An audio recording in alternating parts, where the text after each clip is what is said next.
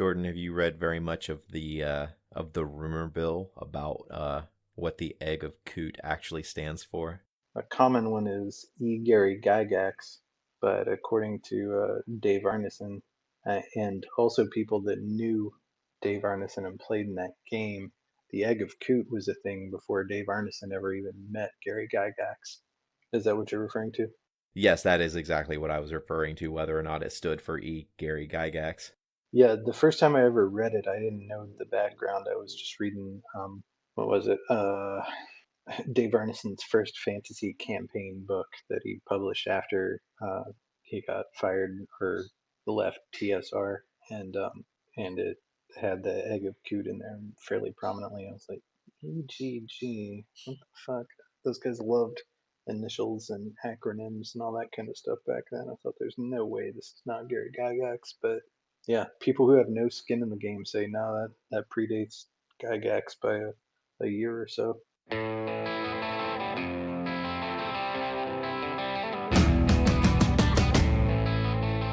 Hello, and welcome to this episode of the Alien Familiar RPG podcast. I am Clayton. I'm Jordan. I'm Eliot. Before we get started, you can find show notes and more at alienfamiliar.com. You can email us at alienfamiliarmedia@gmail.com. We are on Facebook at facebook.com/alienfamiliar. And if you would like to help us out with supporting the show, you can do so at patreon.com/alienfamiliarmedia. So if you enjoy our content and would like to help us out with hosting costs, any help you would be able to give us would be greatly appreciated. Thank you very much for joining us today. Today we are going to be doing a post-mortem of not a campaign, but a particular adventure that Jordan has just very recently wrapped up for our Monday first edition D&D game. We're going to be talking about the Temple of the Frog, our experiences in it, and a little bit of the history of the module itself. So if you're the type of person who doesn't want any spoilers for material that came out damn near like 45, 50 years ago, I would recommend not listening to this podcast. I was looking it up earlier. It is 47 years ago this month that supplement to Blackmore got released for the OD&D white box. You're making me feel old, Jordan. um, okay, so I guess we should start this off by talking about what in the hell Temple of the Frog is. So the very first version of Dungeons and Dragons was the white box set that was released in 1974. Uh, Not long after that, they started producing supplement books.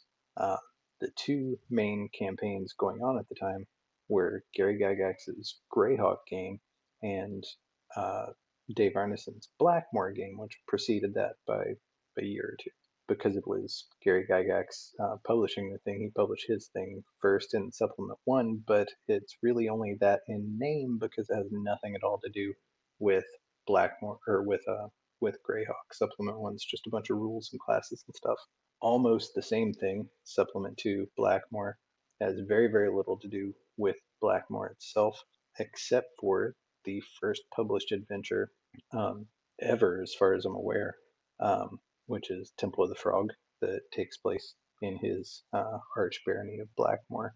Um, so Tim Kask, who is the first employee of TSR and the editor of the Blackmore Supplement 2, um, rants about this adventure at length. You can find interviews with him on YouTube, and pretty hilarious.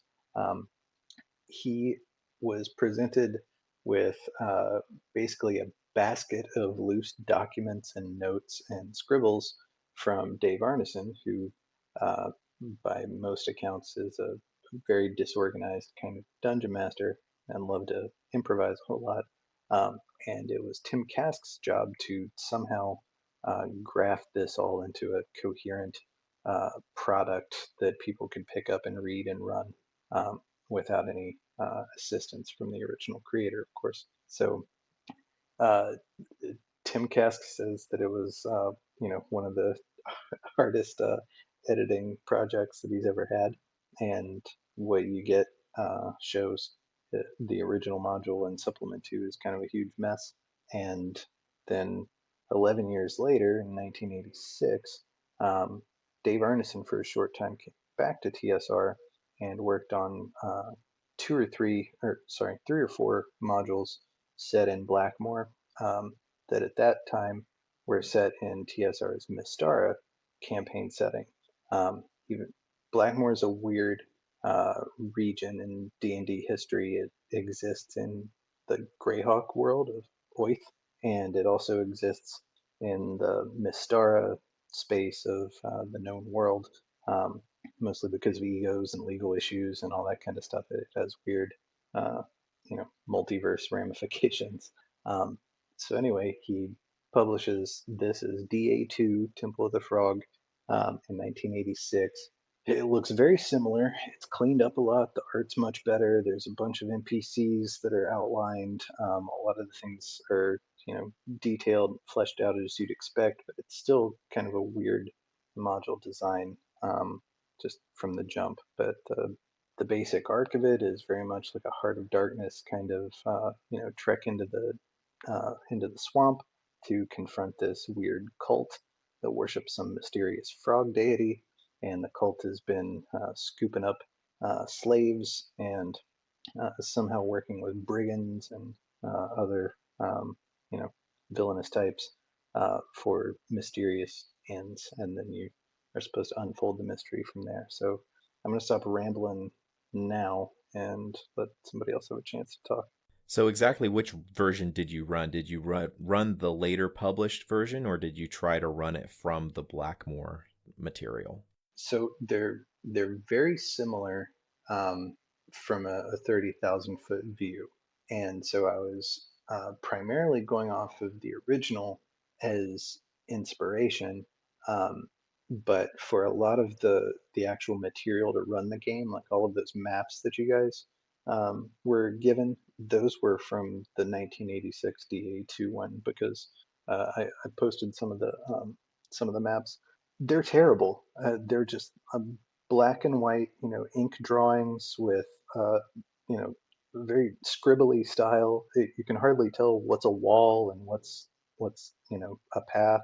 Um, it's a mess, and I don't think it was ever actually intended for publication. It's just what they had to stitch together. Um, so where I needed it, I would take stuff from TA2, monster stats, for instance, NPC stats. A lot of the named NPCs that you guys encountered were from DA2, but the general theme of it is definitely out of supplement 2.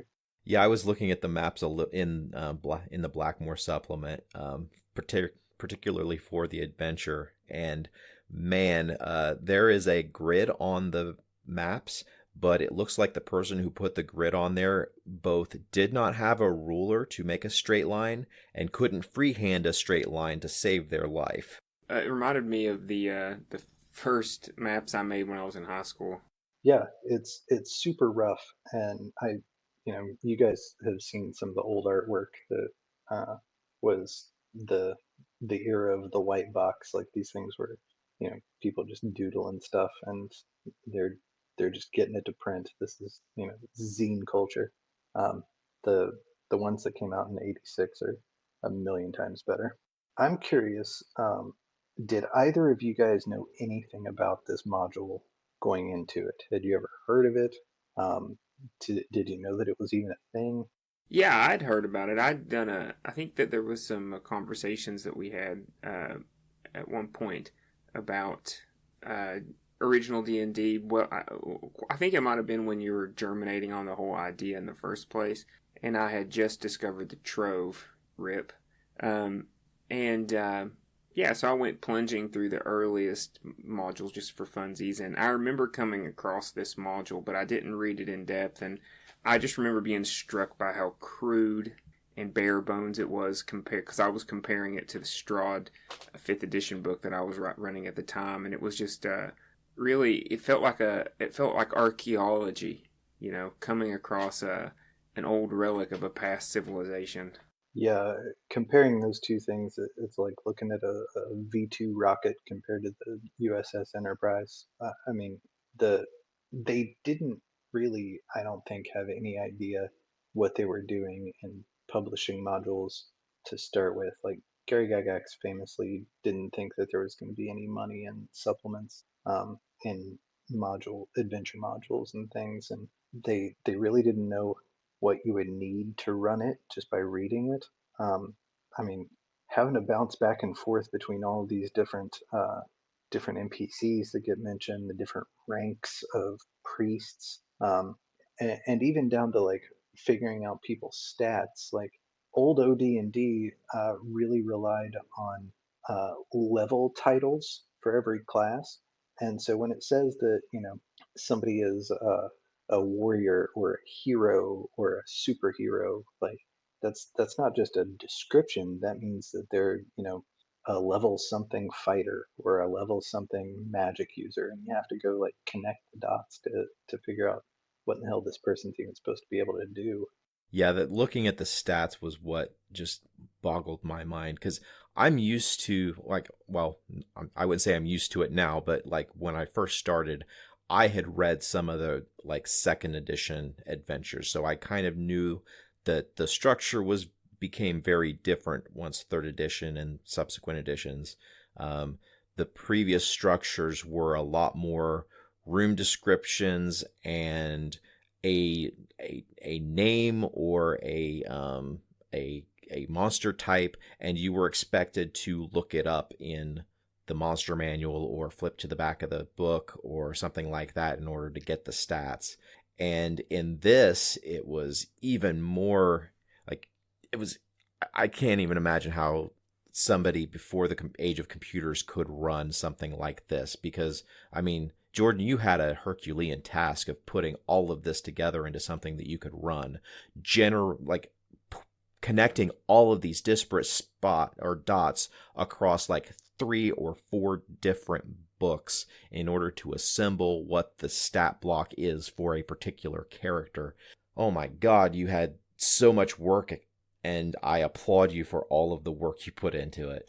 It it's taken a shitload of my time, and it's only because I love doing this stuff that I don't mind putting that much time into it. But like, yeah, um, there's a lot of like stats by analogy in the supplement to Blackmore. And instead of giving me, stats for how a frogman attacks or whatever, it'll say like attacks as a troll. What the fuck does that mean? I have to go to the fucking monster book and dig up what the troll stats are, and then figure out what the delta is between the troll stats and this frog thing they're talking about. Um, and it's just as bad for the magic items too, because one of the weird design decisions, and I think this speaks to like how kooky Dave Arneson was, um, in a good way. I think I like this, but um, for the initial introduction to Dungeons and Dragons, which on its surface is very much a medieval fantasy adventure game, the very first published adventure we get flips the whole genre on its head, and the big reveal, spoiler alert, is that behind all of this is fucking aliens from another planet who've crash landed on this primitive medieval world, and all the stuff that looks like magic is really just technology. So you don't even get the initial introduction into what a basic medieval D&D session will be like before you're having to deal with things like essentially lightsabers, disruptor, like hand laser blasters or whatever. There's force fields and teleportation and all this crazy shit. It's like, fuck, you just don't even really get a chance to catch your breath. And Heinlein-esque power armor. Oh yeah, the fucking power armor, it's straight up something out of like, yeah, Heinlein or you know uh, Halo if you want a modern thing. Um, it's nuts. It's a fucking really weird story to try to knit together. I don't know. How do you guys feel getting thrown into it as like the first major adventure? Well, I had a slightly adjacent question though, because this, I mean, you didn't run this as the first in the first couple games. This wasn't the first module we went through. Was this the originally published, and how did you get that other temple storyline to introduce us in through the game with, and were they all just one storyline. Sure, yeah. So what I'm trying to do here, as kind of a bucket list effort at a campaign and as an experiment in D&D archaeology, is that I'm trying to knit together this long running campaign that is going to hit all of the major highlights of Dungeons and Dragons. And excuse me. Um, so to start with, one of the foundational things in foundational influences of Dungeons and Dragons was a game called Siege of Bodenberg, and it was just a small war game that was a siege of a castle.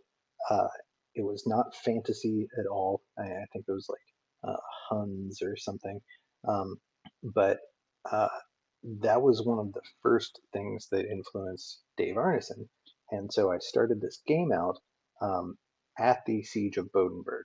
Now, the whole thing about the being a part of the Crusade and all that kind of stuff, all of that is kind of callbacks to there was a Castle and Crusade Society that was the name of this group that Gygax had founded, I think, and many of these people were involved in. They were doing tabletop mini stuff, and so they had this whole ongoing campaign thing, and they'd created this social network of themselves between a few cities by playing these games. So I wanted the game to start there. You guys are veterans of this uh, years long war. It's come to a head at the siege of Bodenberg, of all places. Um, the next thing, when you guys actually got into the castle, that dungeon was the first dungeon that I'm aware of that was ever made by Dave McGarry, and that later became the Dungeon exclamation point board game. So all those weird twisting, turning passages and everything looking like weird chaos shit. That's how the board game looks. And so narratively, I created the story of all this you know uh, cosmic level chaos magic kind of being called down on this one spot for this ultimate standoff of law versus chaos at the end of that crusade. So then jump ahead, and this is also being tied into historical events in the canonical timeline of Greyhawk. So the events at would be negative 110 common year when the game started. That's the foundation of the Knight Protectors of the Great Kingdom. There's a story of uh, the Prince Elmore II. He gets saved um, by these adventurers, by some kind of like winged dragon-like horror or whatever. And, all that stuff was what was going on uh, with the Dracolich that was showing up in that first battle, et cetera, et cetera. So that stuff finishes. Then you guys take off to go through that, go find that portal. That whole temple of Farlangen in Tostinka, that layout was the first dungeon published in TSR that shows up in Men in Magic, I think it is, where, um, or no, I'm sorry, it's the Underworld and Wilderness Adventures, sort of the Dungeon Master's Guide equivalent of that old white box 3 book set, where Gary Gygax lays out like here's kind of the basic stuff that the dungeon might have. Um, and that's all those weird puzzles of like stuff moving around and all that kind of stuff. Um, uh, those like timing based puzzles and all that. That was all kind of in there, and the weird non Euclidean stuff. I got all that from there. The what else? Yeah, the evil man that got dropped in. That's where Barley, your character Eliot, found life um, on Gary Gygax's map. It just says "evil man." It's right here in this room, and you're supposed to figure out what to do with that. um, Thanks, Gary. yeah, um, but all of that, like Twistinka, is a place in Greyhawk history that has all this weird stuff about it. I twisted a few things around to kind of make it as enjoyable as I could, but I tried to weave in as much lore as possible. Caraptus is a big deal in Greyhawk, and he'll be popping up again later. Um, But yeah, that's oh, and then of course you guys jumped to Blackmore, and then I dropped Bronstein into Blackmore because Bronstein is the first instance of a role-playing game where people are taking the role of a character and talking through things rather than just rolling dice and controlling large units. And David Wesley, I believe is how you pronounce it, created that.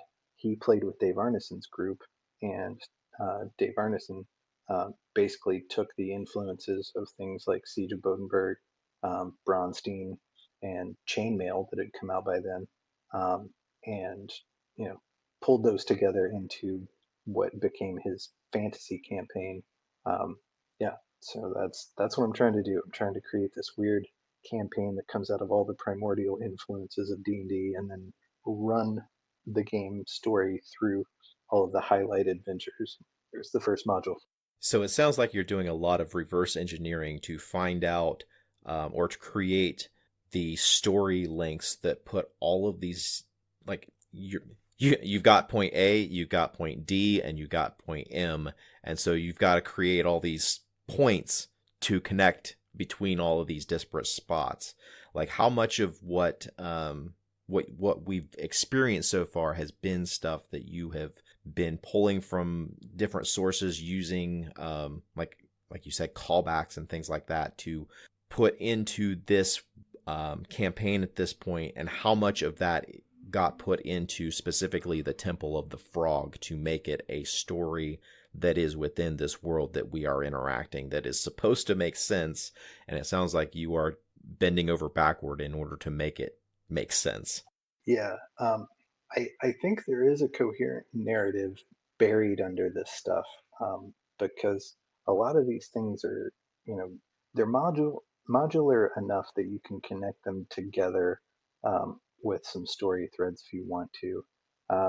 And I think that I'm trying really hard to not do much way off the rails of what's already created here. I'm not just like coming up with NPCs from whole cloth, or dropping in like weird story elements that have nothing to do with the stuff I'm trying to give you guys, like, as 95% pure an experience of playing the game in this era as I possibly can. 47 years later, looking back and trying to figure out what it must have been like, and then learn how they might have run it from that perspective as well.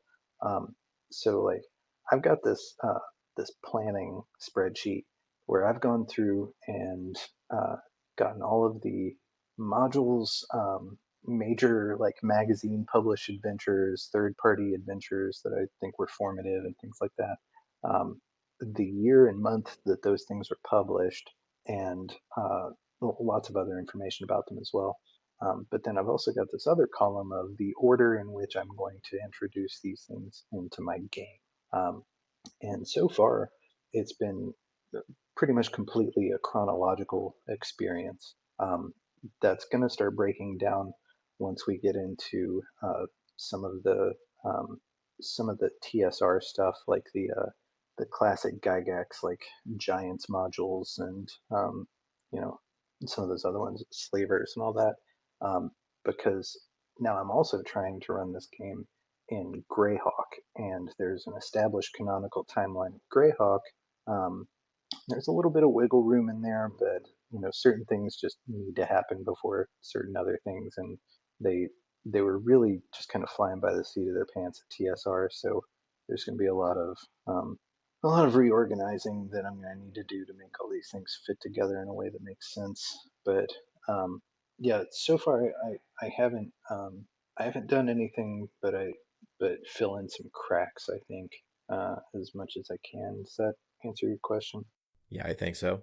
How do you think, like, so far, I feel like a lot of the reputation of early games there's a bit of a lie. We're kind of giving a little lie to it, because, I mean, just for the listener, I think it bears worth knowing that we're talking about this like it's early days of a game when in reality we've passed the 30 mark in sessions, right? Or we're getting there.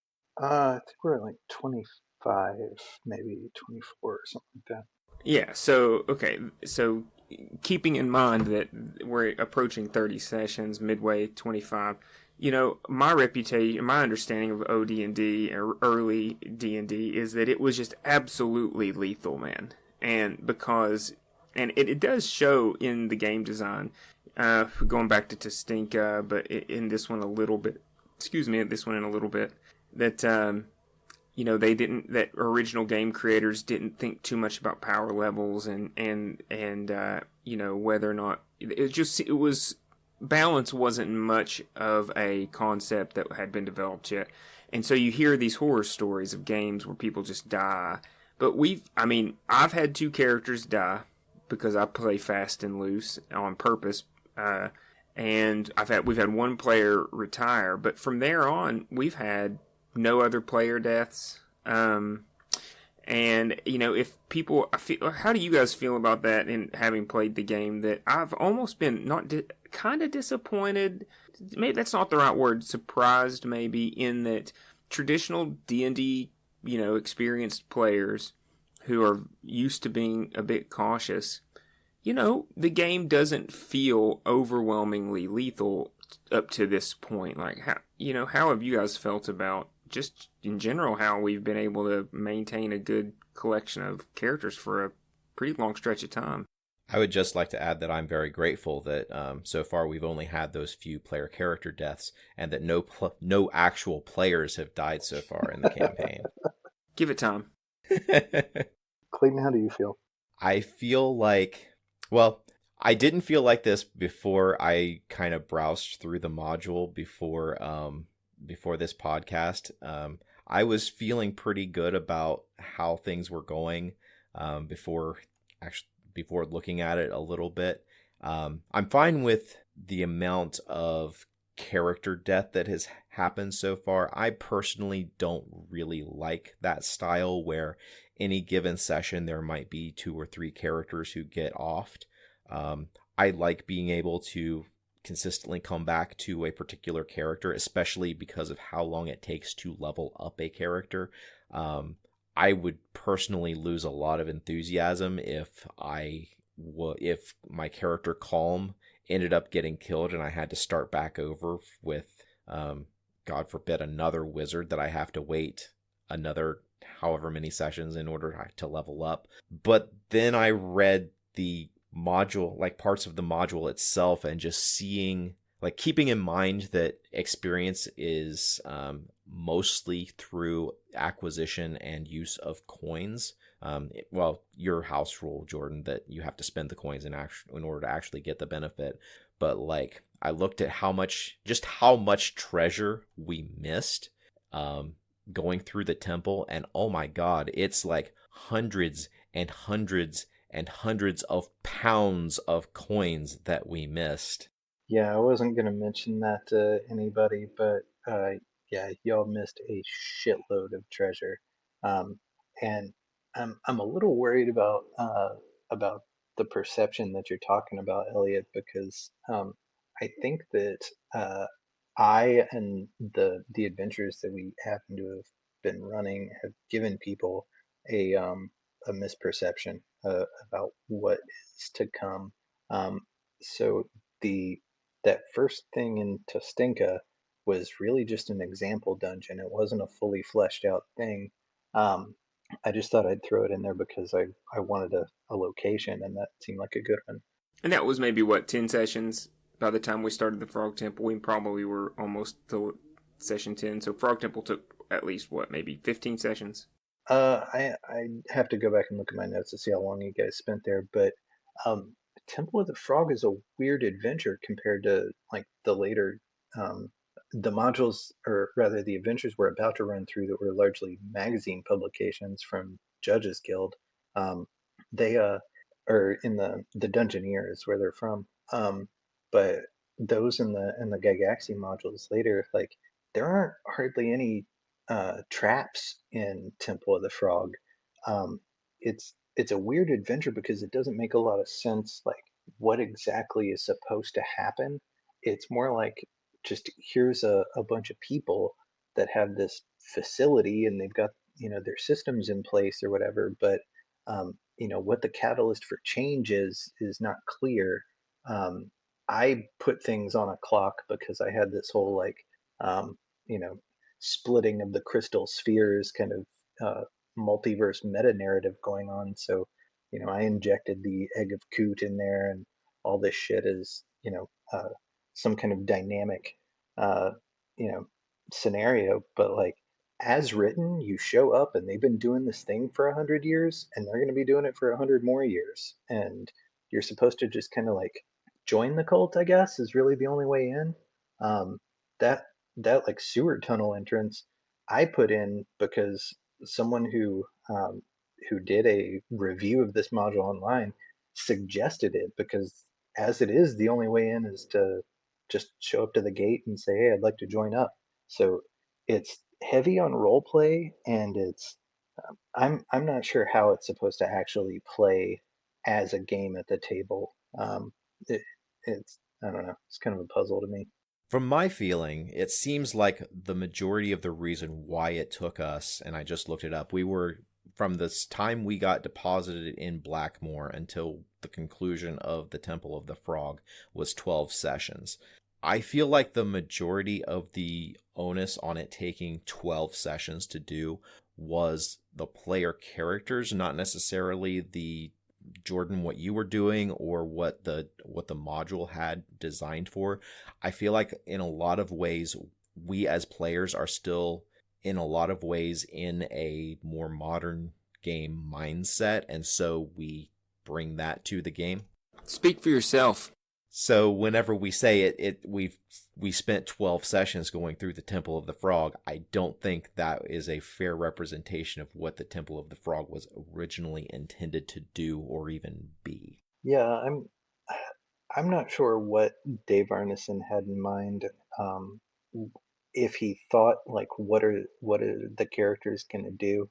Um, there's some implication um, that this was the idea is that the group would infiltrate the cult and figure out some stuff from the inside, but then waiting in the wings, like out in the swamp, they would have a company or a regiment of soldiers ready to pounce, because there's a lot of stuff about like the watchtowers and the ballistas that they have and catapults and stuff, and this like mass combat scale defenses that the temple has available that doesn't Wargaming standards, right? yeah, and it doesn't make sense if you're just talking 6 7 people sneaking in. So that I to my knowledge there's no video or transcript or anything of Arneson actually running this, but I'd love to know how it actually worked. I would love to see Super 8 footage of him running a game. Yeah, for sure. One thing, I mean, a bit off topic, but I think it's worth mentioning is that running through these old modules, especially the Temple of the Frog, I mean, seeing that TSR was actually in a position at once upon a time to publish as its flagship module hand-drawn maps on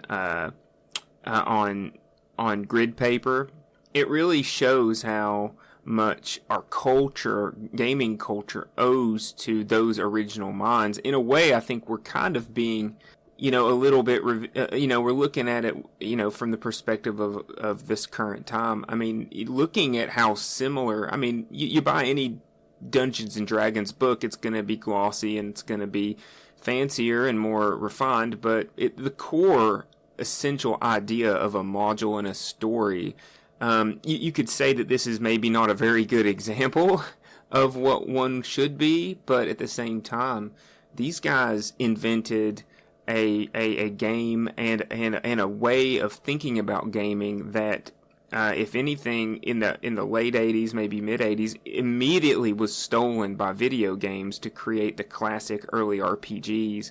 I think that you could see how the idea that you would build a map of an area on grid paper, and then through tokens or whatever you would keep track of the progress through avatars in this area. that's totally an idea that immediately got co-opted by video games and turned into the modern gaming industry. And and the games were not that far later. So, I mean, it really shows how adjacent those two ideas were. And I don't think you have those types of video games without these early modules. No, for sure. I mean, like Ultima 1 came out in like 1980, and Richard Garriott's like straight up said like, yeah, I was playing D&D and I wanted a D&D video game. That's what all those early video games were trying to emulate 100%.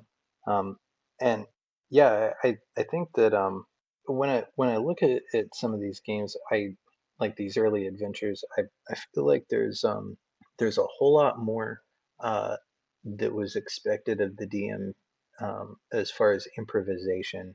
Uh, when I've leafed through, Curse of Strahd or some of the modern 5e games, um, it looks to me like there's not as much of that.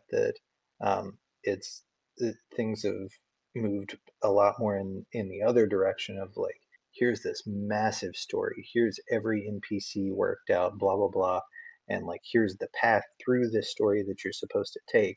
With Temple of the Frog, it was just like, here's a situation, good luck. Yeah, it almost feels like, going back to the wargaming past, when you were mentioning the troll plays as troll, well, if you just think about a war game, even people who play them today, I've never been into them, but, there are so many rules, there are so many units, and each unit does its own specific thing. You really have to be obsessed with the game and the strategy, and I would imagine a lot of these guys would not have felt like it was crazy for the DM to just remember what a troll looks like and have this almost like the DM's brain was probably assumed to be the computer that ran the game, because they will have had such a they've spent enough time with the crunchy stats of enemies and NPCs that it wouldn't have been a crazy idea to be able to improvise on the fly, like, oh, well, these guys probably have stats like this thing, and draw an analogy, and then just know that. Because in the wargaming field, you can't just look up every unit. You have to have spent some time thinking about you know what I'm saying? Like, I think there's a lot more memorization and familiarity with your units in wargaming that they probably just assumed that role players would bring in with them that we don't. Yeah, two things about that. One, from what I can tell, they played a lot more. It was a regular thing to be playing every night or every other night, by all accounts of these gamers from the mid to late 70s. So yeah, they would absolutely memorize the stats for Troll and whatever. Also, the physical location that they were playing in, I think, is a lot different than what most people play in now. I guess most people are now doing online, but like the game table, um, they would have these giant tables that would be like sandboxes where they would make their terrain and stuff for their war games and just move the sand around and put in trees or whatever, or have giant like ping pong tables. And so they'd have all their books like spread out. They'd have charts and index cards and this giant spread of information right in front of them. And I also think the pace of the game was probably a little bit slower. Like, I don't think people minded as much if someone spent 5 minutes looking something up. Whereas, now with, cell phones and video games and everything just being like instant gratification, you always have this like urge to, get to the next thing, get to the next thing. You're gonna, we got modern attention spans here. You know what I mean? Yeah, that makes sense. I want to go back a little bit. Jordan, you said you mentioned that you had to that you went in and added a secret entrance basically into the temple, and you made reference to the fact that the module itself is designed to basically, or expected the DM to have to improvise a lot of what was happening on the and improvise it on the fly, like how things would, what was available and how things would progress through just the locations that were given, because there wasn't a lot of detail about the particular story about what was happening from moment to moment. There's a lot of background, but there wasn't a lot of information about what the current ongoing story happening while the player characters are doing their adventure. Was there very much that you felt like you had to add in, or that you did add in, either because you foresaw it being a problem or because one of us said something like, I think it was Barley at the time, who was still alive, rest in peace Barley, who died during the Temple of the Frog. He said, well, I want to try to find a sewer entrance or something like that. Was there any other types of things that you had to add in, or that you added in and then we either did or did not interact with?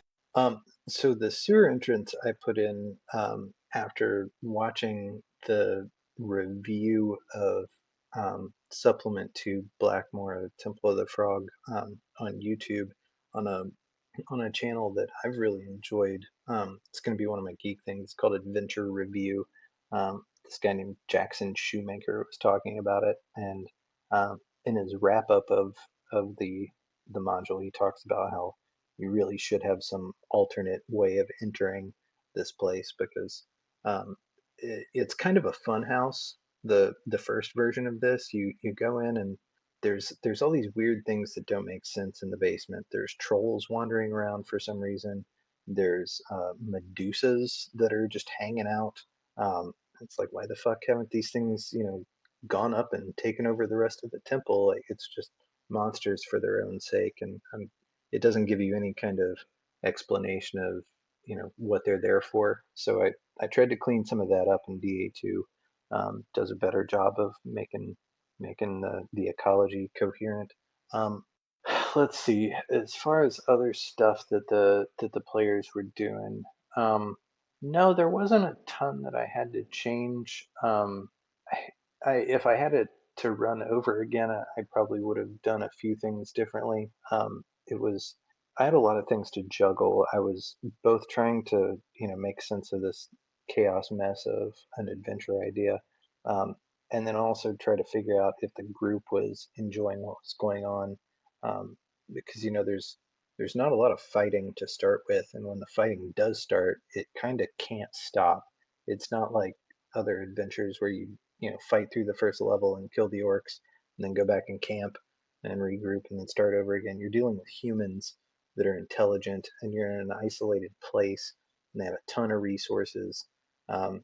So it's just going to be fucking Jonestown as soon as the shit hits the fan. So I don't know. Looking forward to the subsequent modules you're about to run us through without spoilers or anything, do you feel like they quickly learned some of the lessons we're talking about? Do you feel like the lessons learned in Temple of the Frog were realized fairly quickly, and the shape of a module started to take form not long after, or is there a more of a gradual progression to what we would think of as a module today? From the little bit that I have read and can compare, I think that in Dave Arneson's style, he was very much a narrative thinking dungeon master who had scenarios in mind and thought of them as movies or TV show plots, and then had player characters playing around in them in some way. Gygax and Janelle Jaquays is the author of some of the dungeons we're about to go into from Dungeoneer. I think those folks had much more of a game-centric perspective. It's not to say that there aren't storylines, but they've bothered to sit and think about what the actual gameplay procedures of going through these adventures are like, and structured it as that, rather than just here's a list of characters, here's a scene, fit yourselves in however you can, and dice are like a tertiary concern at best. If we had needed it, if one particular fight had gone pretty bad, would we have been able to have rested in the temple, or how would that be one of those situations where this is where we see how lethal the game was back then, where it's just a slog, and if your character gets on the bad end of a few rolls, they're dead, and there's not really a way that the rest of us can really cope with it, because we are literally going through this place where the the alarm has literally been sounded that we are here and trying to do something in this temple. Like I'm thinking back on the adventure itself, and I'm having a hard time thinking about how, if my character had gotten killed, how I would have gotten a replacement character into the story. Y'all would have been proper fucked if I was running this like as written and didn't have anything else added. The arrival of the egg of Coot to the temple, which is not part of anything Arneson ever intended. As far as I can tell, the Temple of the Frog and the Egg of Coot are two completely different antagonists on different sides of the map. I decided to tie them together just because I kind of want to get the highlights of Blackmore, in one pass, and then we're going to jump out and you know explore the rest of the Flanace. Um, so because this event was occurring, everybody else was, or most of the people in the temple were wrapped up doing other shit, which gave you all an opportunity to sneak around down in the dungeon and blah blah blah. And there's a good deal of chaotic stuff happening, for you all to be able to jump from corridor to corridor or whatever.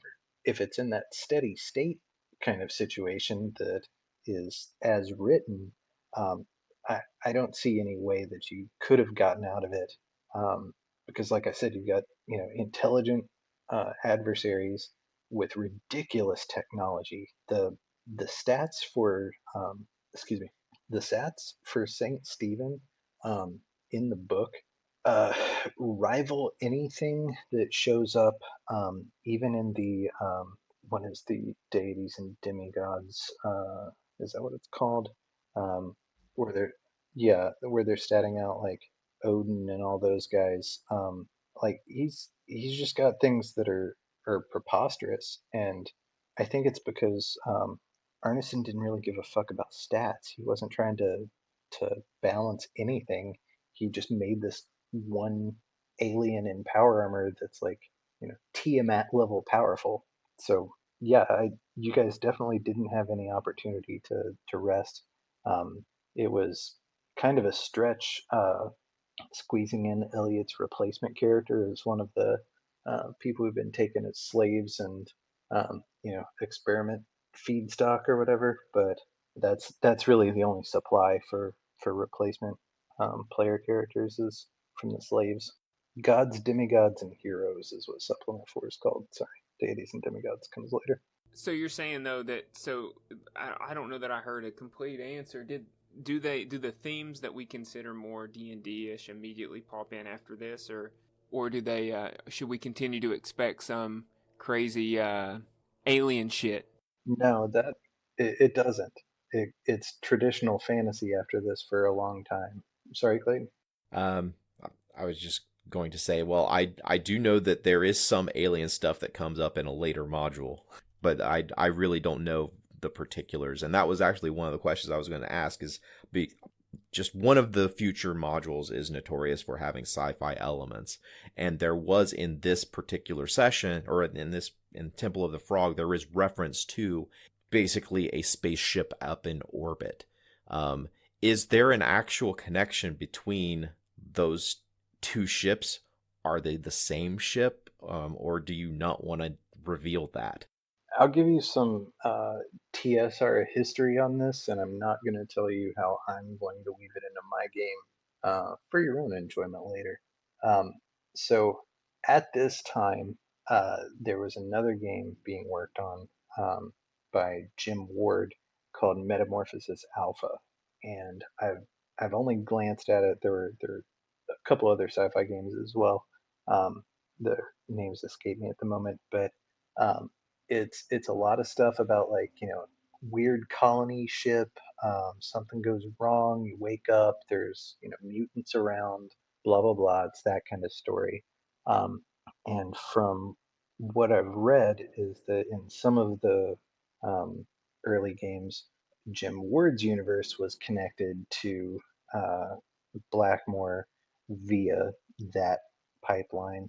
Um, and Jim Ward was like primarily a sci-fi guy from what I can see, and he wrote a lot of articles in early Dungeon magazines about, or Dragon magazine, sorry, about sci-fi elements in D&D. And in the first player handbook, there's some information on doing conversions between Dungeons and Dragons, Metamorphosis Alpha, Boot Hill, which is a Old West kind of game. So way early on, TSR was kind of hatching this like multiverse of products kind of idea and how they could mix those together. So this whole thing was Arneson's idea. Well, one of Arneson's players created Saint Stephen as a villain that he was going to play, which is another interesting thing that used to go on back then. Often players would play one of the villains in the game opposing the rest of the party, and the DM would be adjudicating that. So that's what happened here. And he based it off of a Star Trek episode where Federation history professor guy decides to create a Nazi empire on a random planet someplace. So that's supplement to Blackmoor Temple of the Frog. When the game world split and you get Greyhawk and Mystara in two different things, there's two different takes on similar themes. One of them in Greyhawk is Expedition to the Barrier Peaks. That's Gygax's version of a story like this. And then there's in that set that Dave Arneson worked on when he came back in '86. So Temple of the Frog was DA2.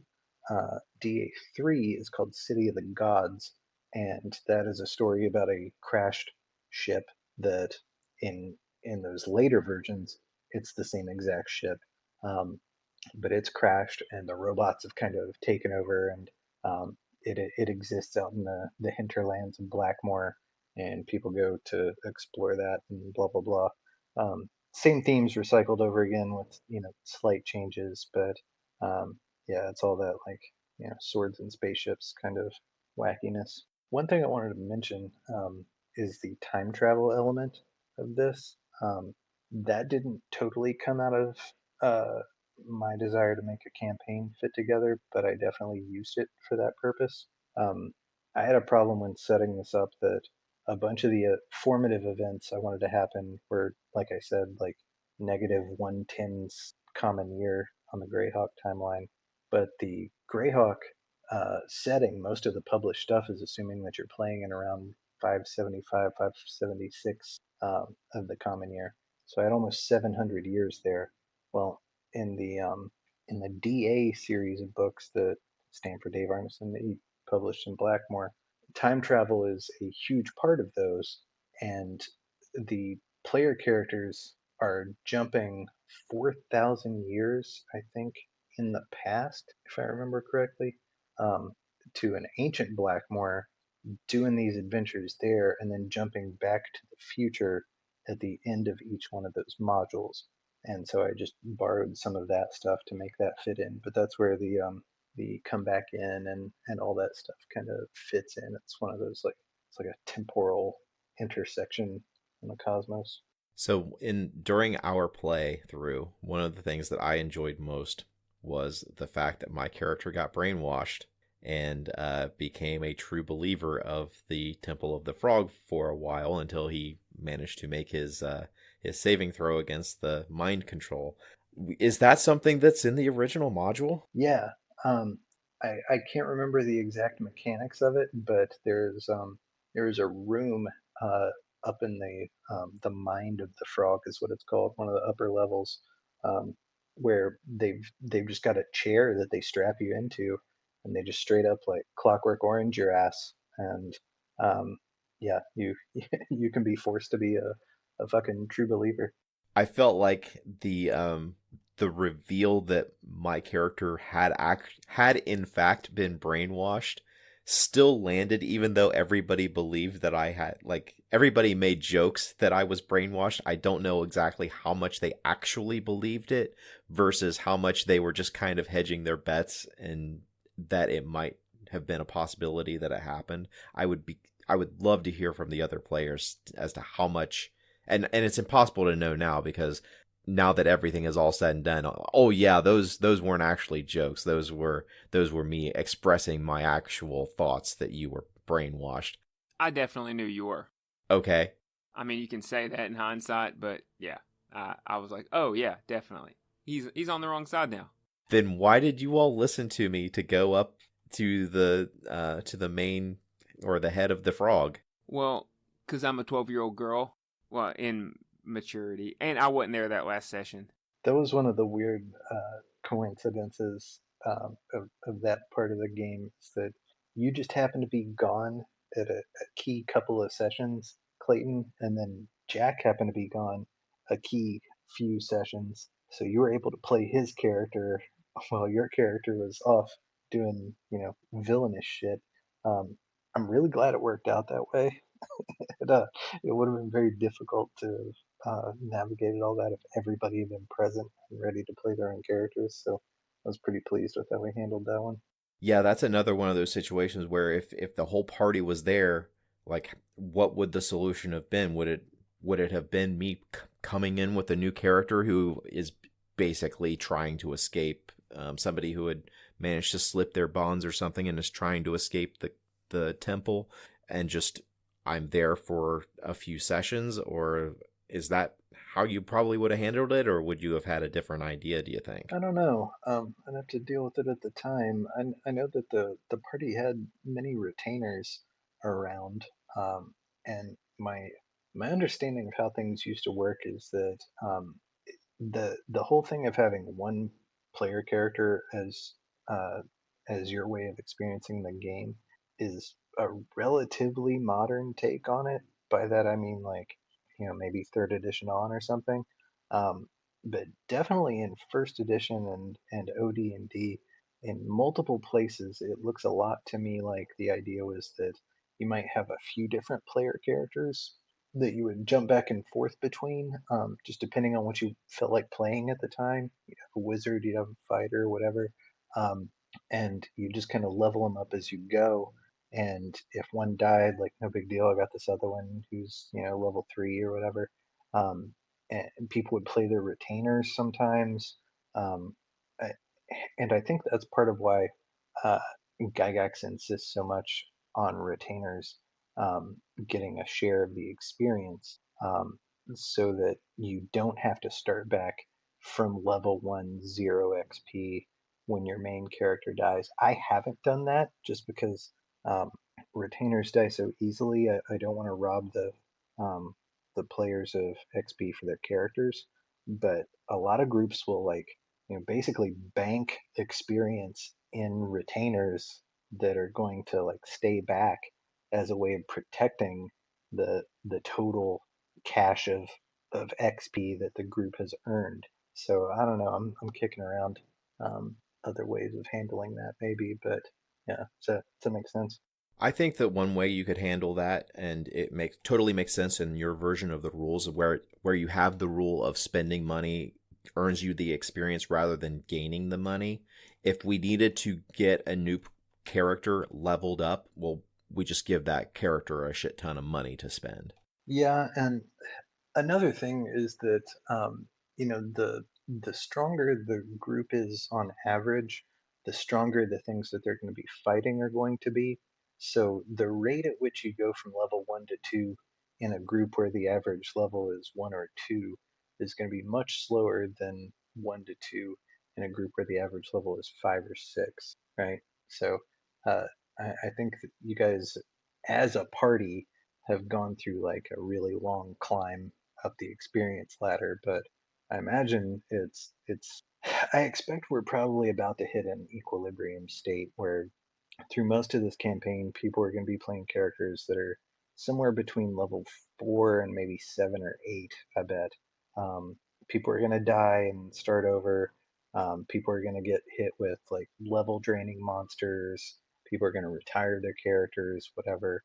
Um, but the amount by which the experience increases for the next level gets so huge that there's eventually it gets to the point where it's like, holy fuck, I'm just gonna be ninth level for a long fucking time.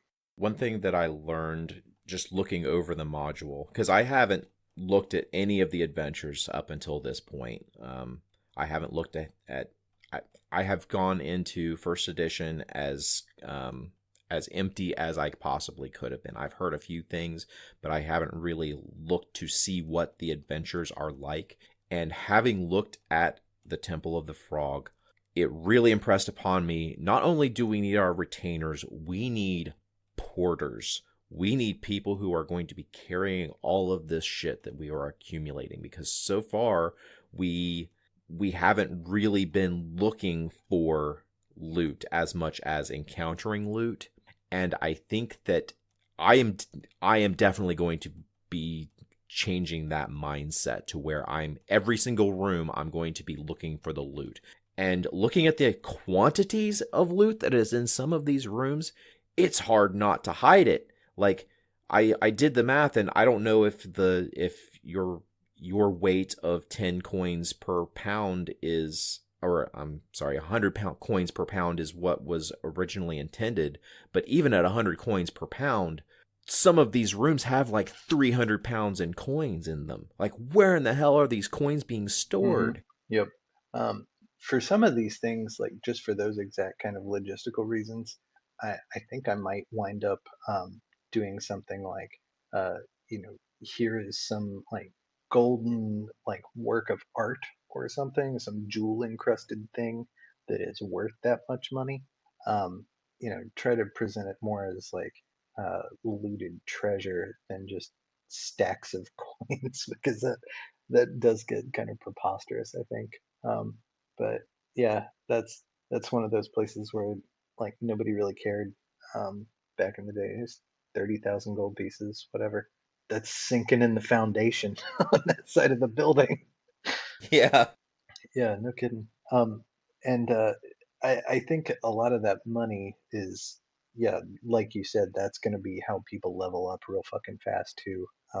Also, you guys are almost at the point where you're going to have access to like raise dead and stuff like that. So, um, it's not going to be quite as bad. But yeah, in the upcoming adventures, there's definitely like save or die stuff.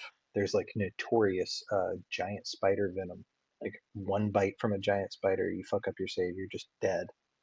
No dice for damage, you're just dead. Um, Lots of like poisonous snakes and shit like that. So uh, I don't know. I hope I hope nobody gets too upset, because odds are somebody's gonna get fucking killed. I just need to make my spell. I will be happy. I won't be happy to get killed after I make the spell, but I want to put my mark on this campaign world through my character, and I really want my character to survive long enough to create Calm's impotent rage. I love that spell idea. That's a really fucking good one. Could you describe it? So I don't have the stats and down, because I just had the idea for the concept of the spell, but it is when the target fails or is subject to the spell, they are overcome with impotent rage, and they start throwing a tantrum like a 2-year-old. They collapse to the floor and just start flailing and screaming and raging and doing absolutely nothing. Well, was there anything else about Temple of the Frog that you guys wanted to ask me about? I appreciate you guys sticking with me through it. This is kind of a weird one, and it definitely took a lot of work. So, Well, I mean, it sounds like we all owe Mr. Arneson a pretty big debt, because had he not been successful with this, old Mr. Gygax would have been proven true. And I mean, without modules to run, good lord, I can't imagine D&D being a thing past 82 or whatever. well, there were third-party publishers that were making money hand over fist, publishing adventures. Like Judges Guild, for instance, was a business built entirely on making modules for Dungeons and Dragons, and uh, it was looking at that income that made Gygax start rethinking its position. From what I've heard, it sounds like the biggest debt we owe to Arneson was having social encounters in the game.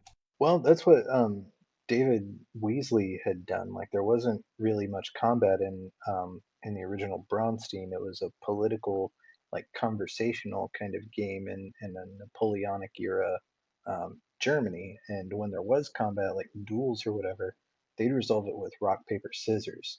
And it wasn't until chainmail that they started using like a more complicated system of combat to work that stuff out. So I don't know, like any of these folks, like they're all just kind of like knitting together what they've been influenced by before them. I don't think anything's ultimately original. Are you guys ready to move on to geek things? All right, so my geek thing, I sadly missed 2022's Tolkien Reading Day, which was March 22nd. There was a group of YouTubers who created Tolkien-related content on that day, and I found the playlist just earlier this week, and I've been watching it, and I discovered a channel that is going to be my geek thing for this week, and it is Timbo Took's The Joy of Painting Middle-earth. And this is a guy who adopts Bob Ross's The Joy of Painting style, and he uses his channel to make paintings of either scenery or significant events in the history of Middle-earth. That's fantastic. I've struggled with my geek thing. I've been kind of absorbed in work and family life this week. Haven't really done a whole lot of geek stuff, but luckily I was inspired during this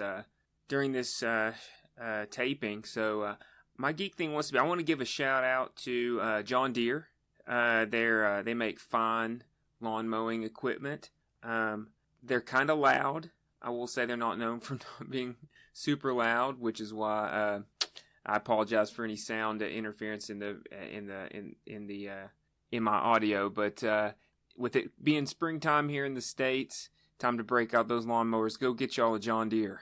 I would just like to say, fuck John Deere. I have the right to work on my own property. Fucking A right. Work on equipment that I have purchased. I have the right to work on it. Fuck them. Oh, fucking yeah. The green looks so sweet. All right, I got two geek things. They're both YouTube channels. I might have mentioned these guys before, but they're good enough. They're worth mentioning again. One I talked about earlier is the channel's called Adventure Review, and the guy's name is Jackson Shoemaker. He's got a bunch of great videos.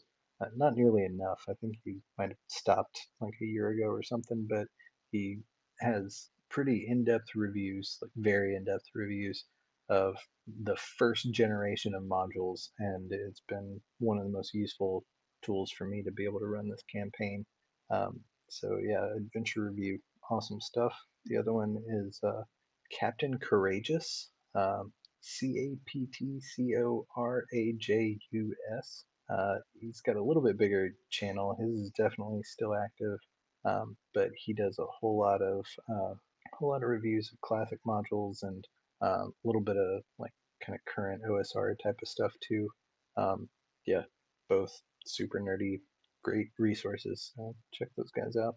I did come up with one thing, if you'll indulge me. I now that my rage from the audio has subsided, I did listen to an excellent podcast this week called "It Could Happen Here." It's done by a journalist named Robert Evans. He's been a journalist in lots of war-torn countries, and he did this podcast inspired to theoretically narrate the collapse of the American, just the collapse of the world system and the American government itself, and describes the shockingly realistic way in which we could collapse into a somewhat post-apocalyptic nightmare.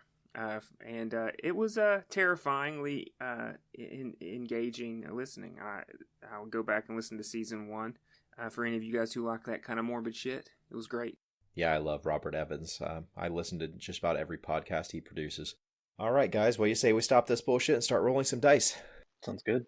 Vroom, vroom.